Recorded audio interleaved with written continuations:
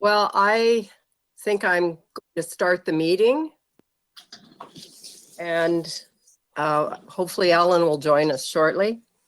So I'll call the meeting to order. Can everyone hear me? Your heads. Yes. Okay, thank you. No one is excused from the meeting. And minutes of March 5th. Any problems, concerns? If not, motion to approve. Tracy moves. Ariana, is this working for you? Yeah, You can see the hands go up and stuff for the motions. I can see everybody. Thank you. All in favor? Anyone opposed, I guess, is the better thing to ask, but okay, that motion is passed. Call for post agenda items. I did email people this morning to let you know that at around 11 o'clock, Mayor Morishita will be attending our meeting, at which point we will go in camera. So I guess that's sort of post agenda. Other additions? Molly, we're also going to have Stuart Lucci's attend after Mayor Morishita is finished, and he will be providing an update on the steps being taken with regards to this incident or I guess event that is upon us. Okay, sounds good. We have a motion to adopt the agenda. Anne-Marie moves. All in favor? Opposed? No one's opposed.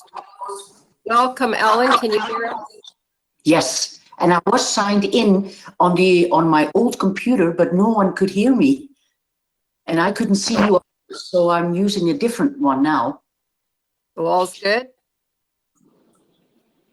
Pardon me? Ellen, everything's okay? You ready to go? Can you hear me? Yes. Okay, yes, so now it is. Yes, I have a different computer now, yes. Okay.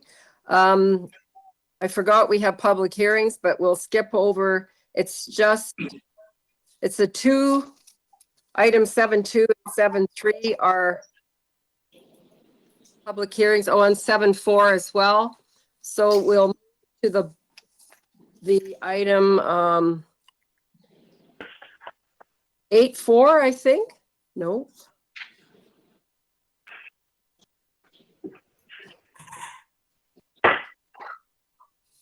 This item 8.4, we can do 3 readings on, correct? That's the weight restrictions. Yes, but Devin and or John wanted to be here for that. Okay, we'll just move Maybe on then. Do the 2 road closures, and then I'll get Devin and John in here. And Or Todd to get it over with. what numbers are those, Ariana? 9.1 is the Ag Fieldman's report. Where are the road closures? Sorry, I'm Road closures are 10, 10.1 and 10.2. Okay. Okay, sorry, I should have thought about this better. But Okay, maybe do Todd first, and then he could disconnect and get on with his day. sounds good. All right, Todd is item, 9.1. thank you, 9.1. Todd, take it away, please. Well, thanks for having me here in my office. This is the easiest attendance I've ever been to a council meeting, so thanks. Anything for you, Todd. Yeah, I appreciate you keeping me safe in these troubled times. I assume everybody read their whole agenda package this time because we knew we wouldn't discuss much. So I didn't know if we really wanted me to read this out again. Yes, no? Questions from people would be appropriate. Anybody have questions about Todd's report? Brian, of course. Yeah, I'm not, just because you're hiding out on us, Todd, doesn't mean you're going to get away without the question from me. So I guess I'm a little unclear when you talk about the 2% liquid strychnine and that we'll be able to use it till 2023. What does that mean as far as reality-wise, the stock that we have, how long that will be available to producers? I guess the timelines for me are what I'm trying to understand as far as the ability to stock and the ability to sell it or make it available to producers. I guess the bottom line is, as of March, I think it's the 5th of 2023, nobody is allowed legally to own it as of right now. So if you back that up a year, we can sell it all the way up to March 5th of 2022. And people can use it for that year up until March 5th of 2023. So right now we're 2020, nothing's really changed. The manufacturer has been granted 1 year to still make it and sell it. So as of March 5th, 2021, which kind of a year from now, we can still buy it. Then from that date, we have 1 year to sell it to the producers. And then from that date, they have 1 year to use it. Does that make sense? Yep, that helps, Todd. Thank you. Yeah, and we have, I think Will told us last time when you guys talked, he had about 3,000 in stock bottles. And our typical sales the last few years have been about 1,500. So we should be okay. You might remember last year we bought an extra 100 bottles because we kind of thought this might be coming. And then we ordered, an extra 100 cases. Then this year we stocked with 50 more cases, which is what we typically go through, so that we would be good. So, and we have been in touch with Agrimax, and they are purchasing more of the strychnine to get some in bottles and sell it to us if we need it. What we've been telling producers is not to overstock, not to have it in your garage. It's still business as usual, just to make sure that you start taking care of those populations you weren't worried about now before we don't have any choice before it's gone. Does that make sense? Tracy and Wayne? Todd, I just wondered if you could give us a little bit of an update on the grant, your 5 years, and that you have a plan. Like, do you know any more on how that's going to look or what reductions you're going to face? Well, they sent out the application. We have a conference call tomorrow with Doug McCauley. I think he wants to outline a few things, and that's one of my questions. Just, you know, if there's areas of the legislative duties that we should be limiting on the province's behalf. But we've been kind of going through with some of our other provincial partners to see if there's a way that we can partner differently. The county's been picking up the lion's share of the Bow River costs, so taking care of the weeds on the bed and shore for Alberta Environment.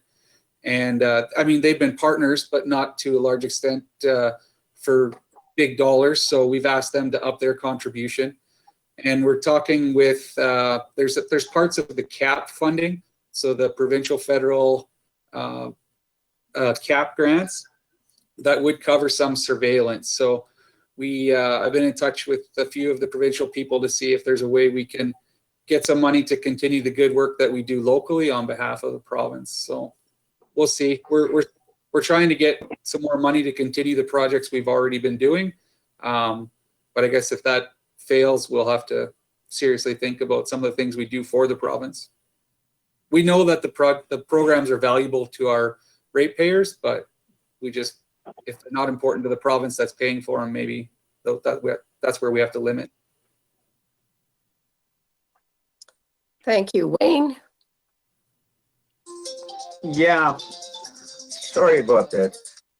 Todd, on that strychnine, are we gonna, if we have anything left over, are we gonna be able to sell it back to the manufacturer, you think? So we have to get rid of it. We won't be able to sell it and we won't be able to own it. So we'll have to either dispose of it by the recommended means, which could mean incineration, or we could send it back to the manufacturer, but they have nowhere to sell it either. So they're not going to want to pay for us to, they're not going to want to pay us to give it back. So we've got to be cautious over the next 2 seasons to make sure we don't overstock. There could be, you know, there could be a change of heart from the feds. we could get an emergency registration. There's lots of those kinds of questions, but too early to tell for sure.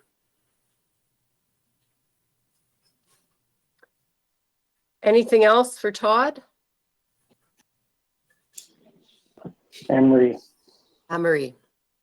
Todd, maybe it's too early to give an answer, but has there been a discussion with other fieldmen about parks and maintenance or taking over or looking after them, and whether there's capacity to do that? Maybe not so much with the fieldmen. I think there's a few fieldmen out there that currently do municipal parks. And I guess with the province's announcement of the other parks, there's certainly opportunity to take on more. I'm not sure where we fit. I have reached out to the province to see what it means, what a partnership means. The guy that I talked to, Peter Swain, I believe his name was, the South Region director, he mentioned that 2020 is status quo. They're going to be operating the parks. Everything's good to go. And he's looking for new ventures going forward. So what I asked him for a bunch of information, the things like the income of the park, the expenses of the park, where those expenses are, where people are coming from. There was a whole list. This COVID-19 or coronavirus stuff kind of got in the way. I reached out to him yesterday, and he said if it doesn't start with COVID-19, he's not allowed to talk about it. So we're hoping next week he can talk to me a little bit more about that. Okay, thanks. Yeah. Anything else for Todd? Can we get a motion to?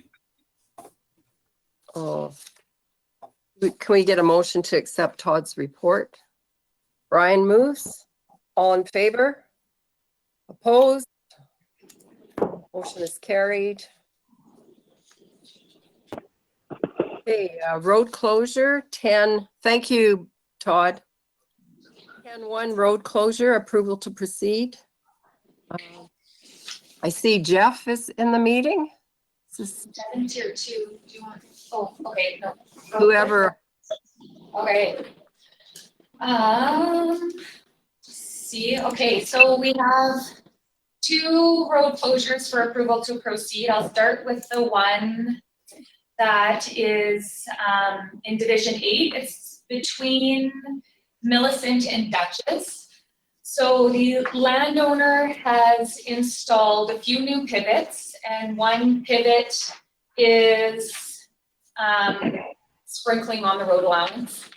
So now he's asking to close and lease, close and lease or close and purchase is, I guess, he'd like that option as well. Portions of that road allowance. So this road allowance is next to the Buttes, which is a hill in that area.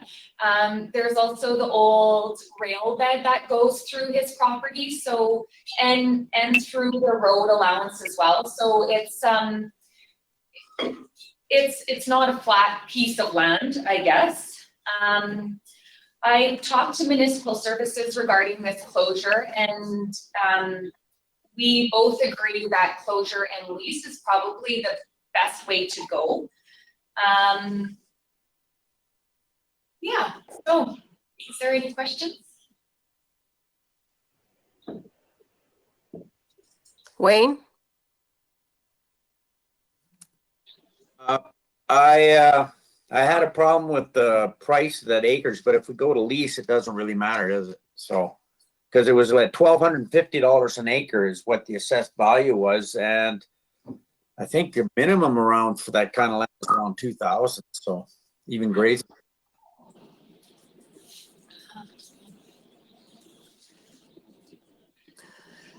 So, Any other comments? Go ahead. The assessed value was based on the land prior to the pivots being installed. Because these pivots are fairly new, it was just pasture land prior to that. So I guess that's where that discrepancy is. And that's that's actually a good comment. I could talk to Kevin Halstead going, if council would like to explore the sale, then I could discuss that price with him. Is there anyone on council who would pursue sale rather than lease? I'm seeing head shake, except Clarence has his hand up. Make the motion to move it, to accept it and lease it.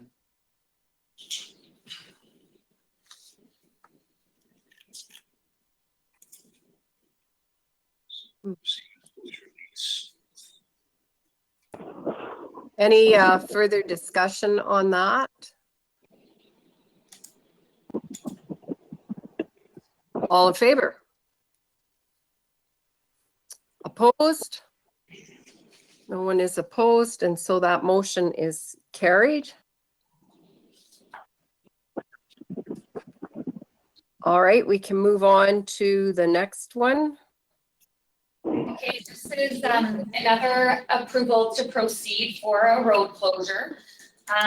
This one is along the southern boundary of the southwest of 15, 17, 16. So it's just east of Bow City in Division 4. All parcels on all sides of the road allowance are in the agricultural land use district. The farmer is currently irrigating the road allowance, and legal access will not be affected to any of the neighboring parcels. The applicant is requesting a closure and lease at this time. Questions?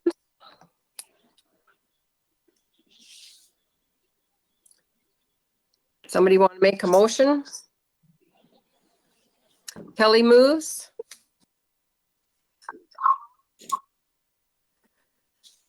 No further discussion. All in favor? Opposed? Motion carried. Did planning and development have anything else aside from the public hearing stuff? No, just public hearing. And then second and third readings pending the outcome of that. Right. All right. We'll carry on with appointments of the Intermunicipal Development Plan Committee members. First one, we talked a little bit about this yesterday, but okay, go ahead, Maria. Well, I was just thinking we could wait maybe until after the public hearing and see how the special areas one goes. If that's given second and third reading, then maybe we could do all three of those at the same time. Sure, that makes sense. Thank you for, I'm finding I'm a little bit disjointed with paper agenda, the other laptop for the information, and all of you guys. It's different. So sorry, I'm being a little stupid today. Okay, well, we will move on then to our striking items 10.6 and 10.7. The agenda, they can be deferred to a later date. So we'll go to, Clarence? There is some consideration that we perhaps should do the citizen, especially the junior citizen of the year, especially could affect scholarships and such in the future. Just a recognition of it and a letter being sent would be probably great. That was suggested by Lynn too, wasn't it, Clarence? Is that like how we write those congratulatory letters? Right. Is That's basically all we'd really have to do. Yes. Thank you for reminding me because I did know that. Tracy? I was just wondering too about if we talk about that, because when it does happen, we probably as in the past, we probably would do that again. So I just wondered if we could go make that motion to go ahead and do that as well.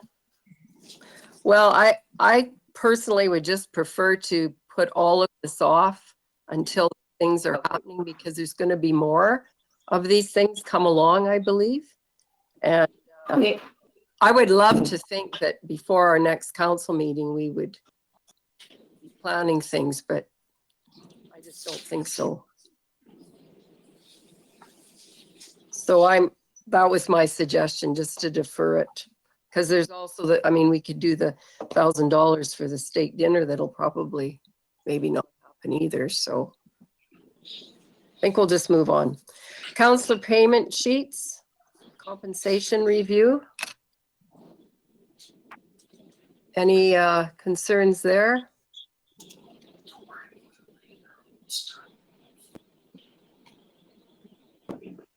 Anne Marie? I'll make a motion to approve. All in favor? Opposed? Motion is carried. Payment register, item, or payment register, I guess it is, item 1010. Are there any questions? Tracy? I did have a couple of questions.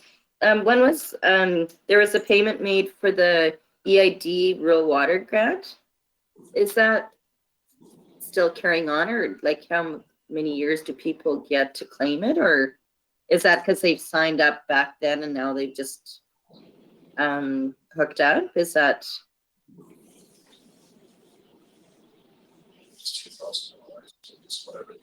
It was EFT 5905.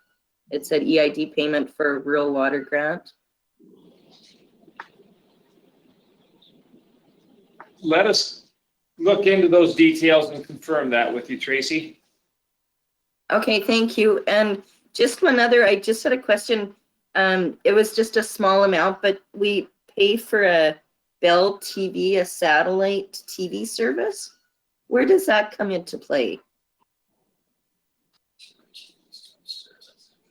And I didn't write the details down on that one. Most likely for the lunchroom downstairs. Okay. Okay, thank you. Good questions, Tracy. I forget when I know there's an end date on the water, but I'm not sure when that is. We get a motion to accept the payment register. Lionel will move that. All in favor?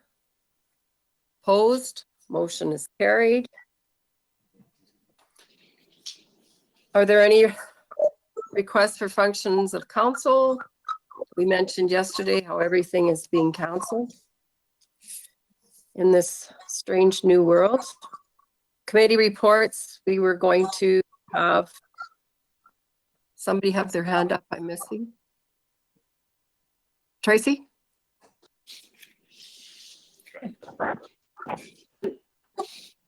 Maybe this, yeah, I think this is right. You had kind of submitted the strategic plan for the NRTA. Molly, from our conversation with Joint Services, I just wondered if we wanted to share with the group the question that we had asked about the sustainability of that association if the contribution wasn't there from the county. And just wondered if you wanted to elaborate on that with the group, because it wasn't like we didn't write it in any of those reports. It was a conversation that you had with Jamie. You could go ahead and report on it, Tracy. Oh, okay, just okay. Just that we had questioned, because we do give the money to the destination marketing, or I'm not sure, the destination marketing fund, DFM or whatever. And they had indicated, because of the basically the way the economy goes, that it's those funds that come from the hotels are up and down. They're trying to secure some more hotels in the area, and that without our contribution, it basically, it wouldn't be sustainable. There were minutes attached to that too, weren't there? The minutes of the last meeting of the NRTA? Right? Yeah. There was something interesting in there because in that response that, well, I think Barry was there at the meeting then, and he mentioned that none of the DMF money can go to wages or administrative costs, correct? Lionel and Tracy. So in those minutes, isn't there something about giving money back to the city of Brooks, something in there, in those minutes? Anyhow, it's something that I should have looked at more closely. I can ask. Yeah, I about- believe, I don't know about that part. I do believe though they said that that percentage that they receive cannot go for wages. It had to go back into marketing of tourism. And that's how I understood it. Maybe Ellen, if she has something to comment on it. Yeah, because it was a motion made in those minutes. Ellen? As far as I know, is the event development fund is being spent on events. The $20,000 goes towards administration. I thought 10,000 comes from the county. And as far as DMF goes, from the hotels, they are actually paying for the salary of Jamie. The DMF, which is Destination Marketing Fund, the funds that are coming from the hotels, that is going towards her salary. That's my understanding. Okay. That was from the meeting. I don't know if Tracy or Lionel or Kevin have anything about that, but maybe that could be clarified. Ellen? Sure, I can certainly check with Jamie today and I can update you later, but this is That'd be me. great. See, I'm just looking at it right now. Yeah, the 22,500 was received from the city and the county for the event development fund. And it went to the general account, and 20,000 was received from the city and from the county for administrative functions. It was deposited in the DMF fund. Exactly as I said prior. Tracy? Tracy? Sorry. Yeah, I would like clarification on, it's just the funds that are collected from the hotels. I was in the understanding that it couldn't go to administration. So if we could just clarify that, that's it. Barry, I thought was pretty adamant about that, but just maybe I could be wrong, but I think so. I think so. But I'll clarify. As far as I understand, her salary is paid for by the DMF fund.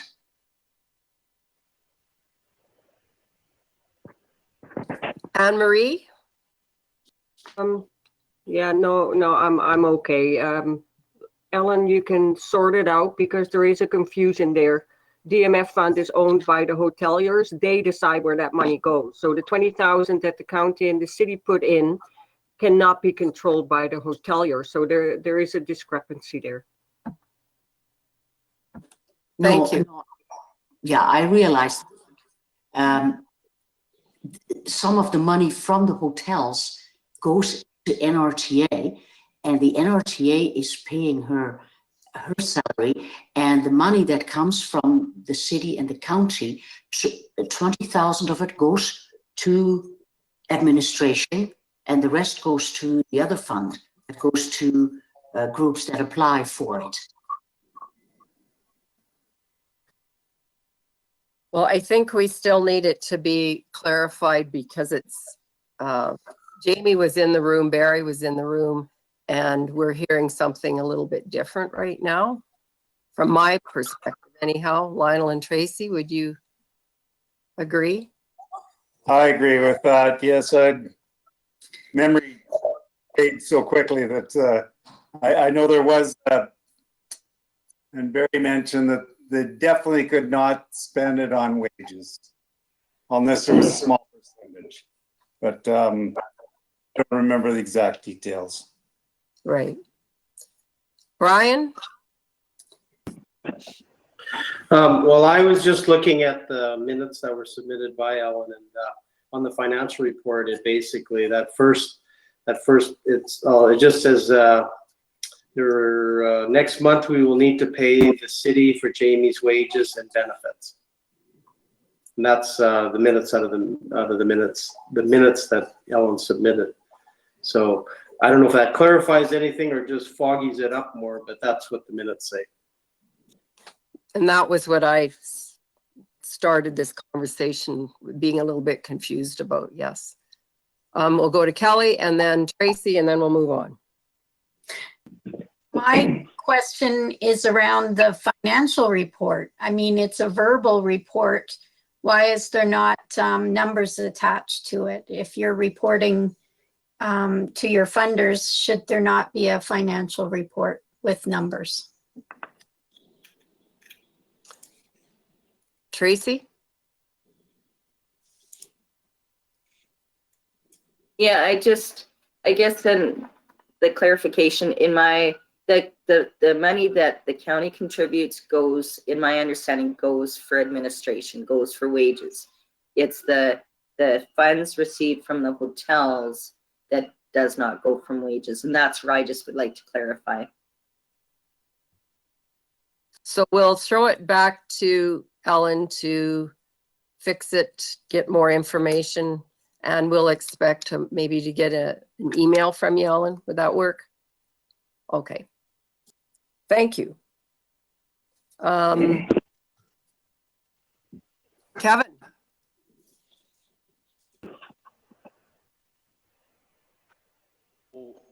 I was just going to answer the question on the accounts payable from Councillor Fife, if I can. Okay. So the EID, I just went into the file. Sorry for the delay, but with one computer, it's a little hard.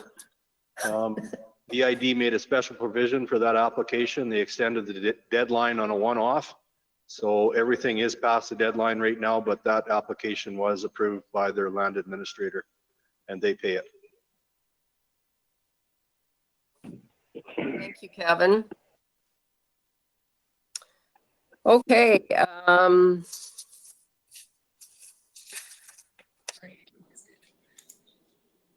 Just there's the minibus monthly reports. I'm curious, the minibus is Blaine continuing to run and people are using it, obviously. Well, yes and no. It did run yesterday. Today was the day for Rolling Hills, and all of the passengers have opted out of using it today. Usually there's a fairly good contingent of passengers from Rolling Hills. It is running tomorrow, services Bassano tomorrow, and we do have riders that are going to be using the service tomorrow. We are looking at the possibility of having the minibus become a delivery service. If people want to place an order, that we would be able to fill and actually deliver. So it would just be kind of the same service in reverse. That is being explored. Right. So is it necessary to watch for the whole social distance with the passengers? Like, are there precautions, or is it up to those people riding to make those decisions at this point in time?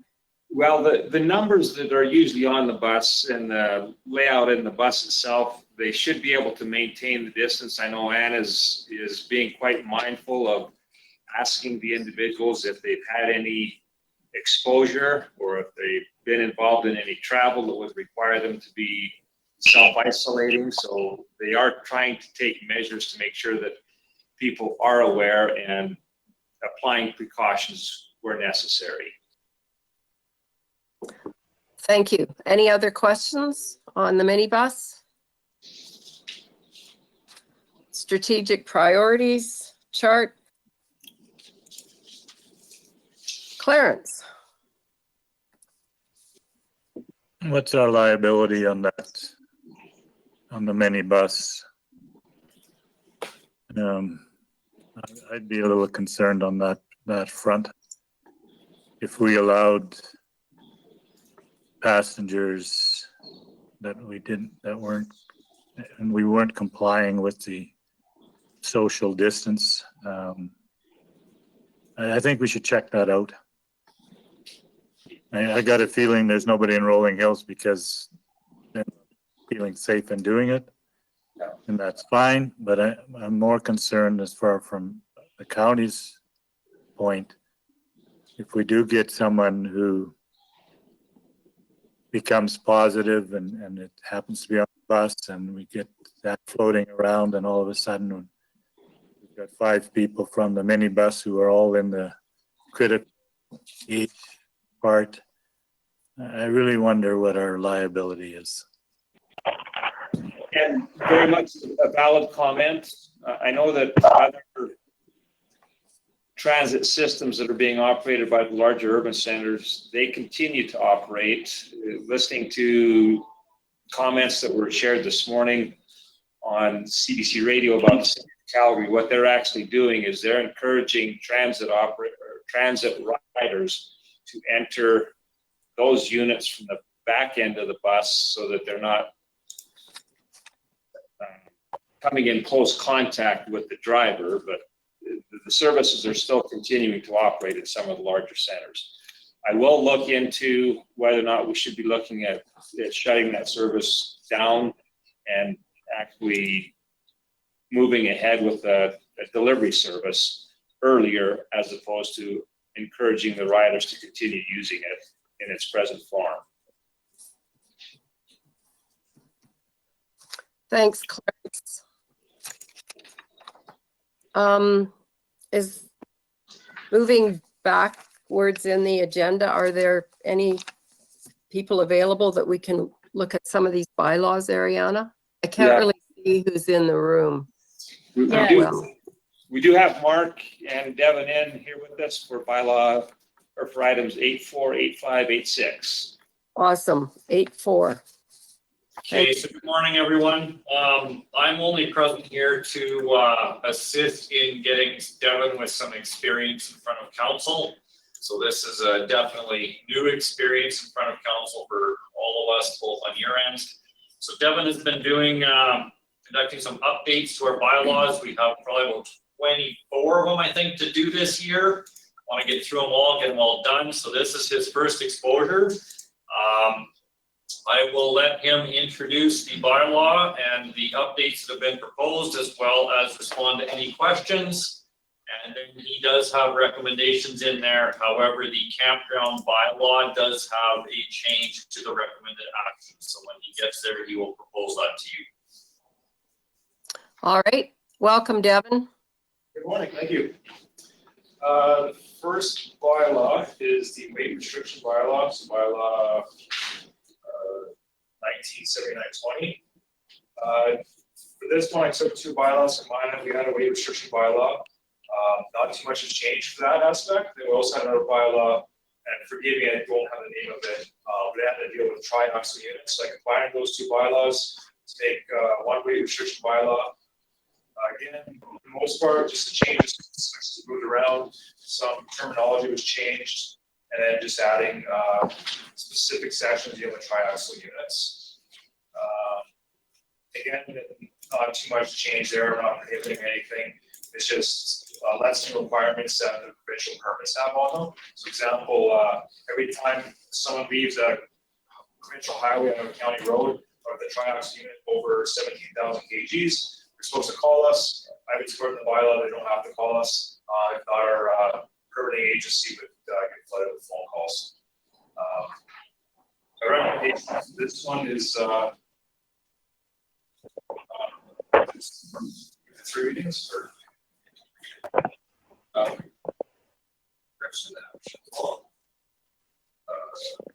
Are there any questions about 8.4? Bylaw 1979-20? If not, Brian? Yes, thank you. Hi, Devin. I guess I was a little unclear on the terminology. The TRIDEM, is that referring to those big picker units that have the tri-steer? I guess that's what I was familiar with, and I apologize if my terminology is wrong, but I've only seen one in my lifetime, and it was a tri-steer and a tri-drive. So I was just curious if they were covered under the terminology you used in the bylaw. Those are a different beast that I guess the twin steer or the tri-steer units. Those are still dealt with provincially. So tri-drive units or tri-axle units are trailers with 3 axles or drives have 3 axles. So Alberta, you're allowed to drive 21,000 on a permit, and then on the trailers are allowed 24,000 kgs. But they're only allowed up to 17,000 local roads unless we allow them to come off. So once they highways have to have the products, they will leave the highways with full weights, but then they have to actually have weights. Okay, so you're cutting in and out a little bit there. I think I caught most of it, but are those tri-drives and tri-steers are they allowed on our roads, I guess? Because yes. there was one just down the road for me. The guy has since taken his business to a different part of the province, but I just, I seen him pull in and out of his driveway once, and they take about 3 acres to turn around. And I was just curious whether we were restricting them or whether should there be a need for an operator within our county to use one of them, that we're not handcuffing them, that they did fit under a bylaw, or whether it's a special permit. So if it's anything to do with the steers, it's still a special permit to the province. This bylaw is not prohibiting anything or restricting anything. It's actually just giving more leeway on the permitting the province. So right now, the province, if they leave the highways, they have to get an extra permit from us. And then again, it would be either phone calls to myself or John, or to Terry Schroeder, or to our permitting agency. So just less of those phone calls, we're just going to blanket it. The reason why they dealt with a commercial vehicle 2 years ago that was a tri-axle unit. It's the permit's blown out. So they tell me, they said, well, to get other areas around here, they'll pay smallest or call them. I guess I guess the best way to say it is just take less harness out of the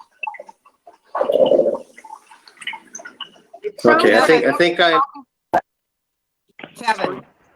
Yeah, who's on caller 2? I don't know if that's what's causing us the problem. Who's caller 2? I think I can get rid of them. It doesn't show up on my screen who's caller, whatever caller. I can't see a number attached to any caller, Kevin.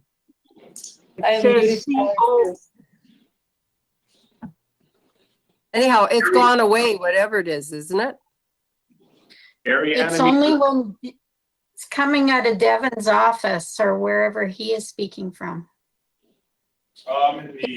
We're in the same room as Lane and Ariana. I can hear Mark plain as day. Maybe Devin's just too far from the speaker. I can move up a little closer.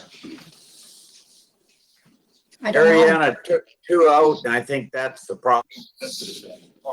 Okay.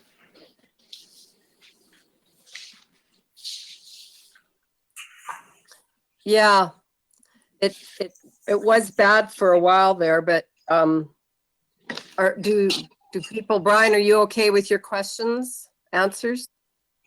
Well, I'm going to summarize what I heard, Devin, and if I'm incorrect, please correct me. That way, maybe it'll be. I think this bylaw covers everything except those special circumstances with the tri-drive or the tri-steers, And for that, they need special permits to go on either the county roads or the city or the Alberta Transportation Highways. Is that correct? Correct. Yeah. Okay, so we're fine with this bylaw. At least I'm fine with it. I'd be happy to make the motion to first reading. All right, anything else? All in favor? Opposed? Motion is carried. For second reading, a motion, please. Anne Marie, all in favor? Opposed? Motion is carried. Consent for third reading, Lionel moves. Is there anyone opposed? That motion is unanimously passed. And so for third reading, who's moving it? Tracy? Thank you. All in favor? Opposed? Motion is carried. Skip over the campground to go to noise standards.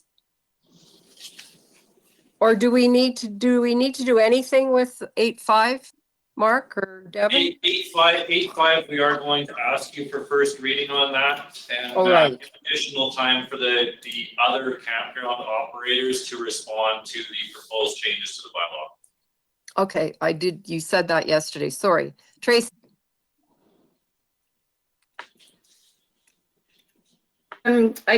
If I could just make a couple comments on the campground one though, because it might be, there was a typo under number 17, under powers of a peace officer, under 1B, and there was 2 that's in there, and one should be striked out. And then under number 6, camping, it was under point 3, and it's pretty a vague sort of, it says no person shall leave a campsite unoccupied unless authorized by park staff. But that could mean so many things, and I wondered if more detail, like to me, if I was camping and I went for a walk and there was nobody at my campsite, that would be unoccupied. But I'm thinking that you're talking like the long-term sort of thing, but just maybe some clarification on that one. Yeah, I think for that one, when talking to Todd Green, we just don't want to have a situation people are going to get spot, like we're at a spot all week for having for the weekend, that type of unoccupied, but we sure look at making that a little more clear. Perhaps we can get that cleared up. Yep. And we'll just do first, second, and third reading all at once then. Would that be okay, Mark and Devin? It really doesn't matter to me, however council would like to proceed. I think there's minor changes for first reading to take place, which could be corrected for second and third if that's council's desire. That would be worthwhile, but up to you. What do you want to do, council? First reading or edits? Tracy? I'll make the motion for first reading. Okay, so any other discussion? All in favor? Opposed? Motion is carried. And so to the noise standards. This bylaw, it's, again, I didn't change too much, more just rearranging some sections, new terminology. With the current one we have now, we do say for the purposes that have restricted times, but we don't have any restricted times. So with that, I added in a section restricting times and noise can be made. It falls in line with other municipalities, including the city of Brooks. Anne-Marie? Again, maybe some clarification is needed. If you go to page 2 of 5 under number 3, purpose. The purpose of the bylaw is good neighborly behavior in the county of Newell. And then the second one says this bylaw applies to all hamlets. So are subdivisions included in this? Or is it only hamlets? After discussions with Mark and Lane, we decided to stick with just the hamlets. Given that a lot of our ratepayers to move out of, urban area or cities, try and get away from some of the rules. We don't want to strengthen too many or make too many rules for our subdivisions. That's what I can say. And I could see where if I look at Westland Acres, that you could have a problem there and then you would not have a bylaw to fall back on. And in our discussion, so Mark Harvick speaking here, in our discussion regarding this, the lifestyle of living in an urbanized area versus a rural residential development versus living on an acreage or in the agricultural areas, people in those rural residential developments typically have like half an acre to an acre of land or sometimes more depending on the subdivision. They're looking for a more relaxed, peaceful lifestyle, but sometimes they're also using things that you find in the agricultural area, like your ATVs, UTVs, and things like that. So trying to find that appropriate mix of hamlets, higher residential, higher density of population. You don't want your neighbor mowing the lawn at 5 a.m., let alone 12 a.m. in the morning. But maybe in the acreage kind of situation where you have greater separation of residences, you can accommodate it. Now, your example of Westland Acres is exactly that. It's pretty well an urbanized development. However, it does fall outside of the city of Brooks. What do we do for the Johnson Estates development? Or what do we do for a rural residential development like Holtman, which is out by the Brooks Aqueduct? If there's going to be time restrictions, we kind of have to look at all of those multi-residential subdivisions or leave them out of it. Hamlets are well defined in land use bylaw, as are rural residential developments or multi-family residential developments, whatever they're truly called. Not sure how to do that, and we haven't had any restrictions on those developments at this time. So we agreed to leave them out. Okay, Emery, does that help or not? Well, each hamlet is different too, and I'm looking at Patricia compared to Sagebrush Estates. I mean, Sagebrush, the houses, the mobile homes are a lot closer than the houses are in Patricia, but I could see that you guys gave it some thought, so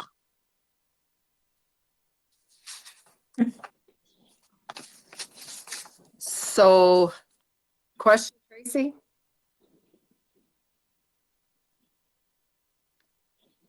My question was around under point 9 exemptions.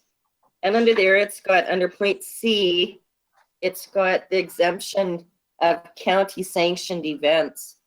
So does that mean that if we host a county event in a hamlet, we can make noise after like 11 o'clock? Right. It's whatever, if the county still wants to have fireworks at midnight, and it's approved by council. I'm guessing events like that would go through council anyways, or through line development. Someone along the lines that would allow that event to happen, keeping in mind the community anyways. But yeah, the idea that's if we throw an event, we're not going to get complaints. Okay, perfect. Thank you. Anyone want to make a motion for first reading? Clarence makes a motion for first reading. Further discussion? All in favor? Opposed? Motion is carried. For second reading, Lionel moves. All in favor? Opposed? Motion is carried. For third reading, Consent, Molly. Marie. Consent for third reading. Is there anyone opposed to this motion? Motion is unanimously passed. And so we can go to third reading for needing a motion. Kelly, all in favor? Opposed? Motion is carried. Our 11 o'clock delegation isn't there yet, I'm assuming?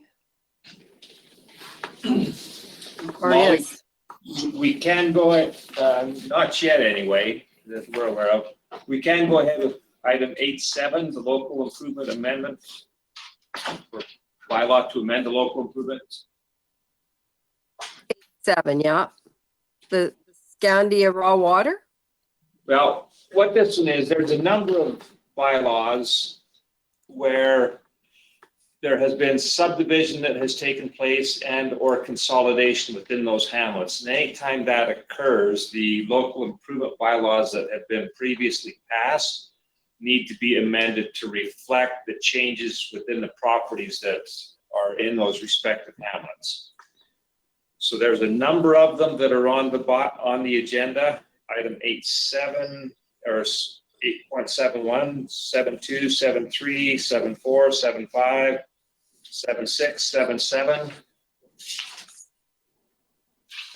They all require approval for the same reason, that there has been subdivisions and or consolidations that have taken place. It's really just a housekeeping matter. Okay. Clarence? I am wondering if we can do them all together. Because I'm prepared to move them all. It's all a clerical thing for all, as far as I can see, or not. I don't think it would be appropriate because each of them are individual bylaws. What you would essentially be doing is giving first reading to multiple bylaws with one motion, and I don't think that that would necessarily be appropriate. Okay, I'm fine. Sorry to put All you. right. Well, let's get this one done. I do have a question. With our public hearing scheduled for 11:30, if there's no one coming in to listen to those, can we postpone that time? Can we carry on with our in-camera discussion? We can certainly come back to these, Molly. See that Mayor Morishita is present right now as well, so maybe we want to move on to that one. Yes, we do. But my question was about the public hearing that's supposed to happen at 11:30. If there's no one in attendance, we postpone if our discussion goes longer than that? It shouldn't be a problem. The public hearing will take place. It's just not going to necessarily be right at 11:30. Okay, sounds good. All right, we need a motion to move in camera. Lionel moves that at whatever time it is. Depends which computer I look at. It's 11:04 or 10:59. Ariana can figure that one out. All in favor? Opposed? Motion is carried. I'm gonna kill this recording.